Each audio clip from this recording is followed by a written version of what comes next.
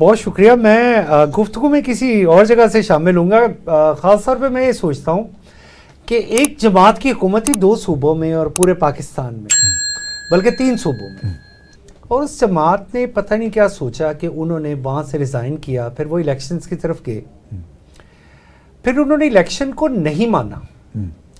اگر آپ نے الیکشن کو نہیں مانا تو جیسے آپ نے پہلے ریزائن کیا تھا آپ دوبارہ ریزائن کرتے ہیں, تو بڑا ایزی ہے. لیکن اس کے باوجود آپ نے جب ایک صوبے میں اپنی حکومت بنا لی اور اس کے بعد آپ اسمبلیز میں آ کے بیٹھ گئے, تو اس کا مطلب یہ ہوتا ہے کہ آپ نے ایکنالجمنٹ دے دی. اگر آپ نے ایکنالجمنٹ دی ہے تو پھر اس کو اون کریں.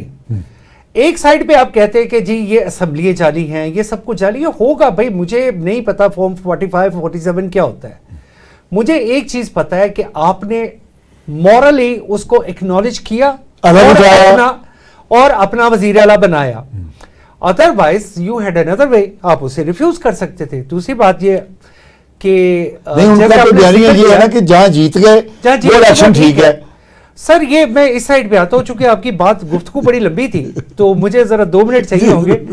تو سر جب اٹک قلعے میں نواز شریف صاحب تھے تو وہ اٹک قلعے میں جو سہولیات تھی, میں نواز شریف صاحب کا کوئی سپورٹر نہیں ہوں, نہ ہی میں پی ٹی آئی کے کوئی مخالف ہوں, میں ایک اینالسٹ ہوں, میری اپنی اوپینین ہے.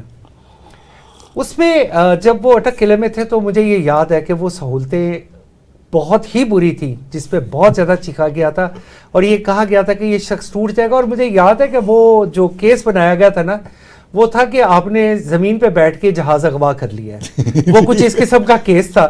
مجھے آج تک یہ نہیں سمجھ آتی کہ وہ کیس اسٹیبلش کرنے والے وہ لوگ کون تھے, وہ دماغ کون تھے, کہ انہوں نے بعد میں اس کیس کو پروف بھی کر دیا اور اس پہ سزا بھی دے دی.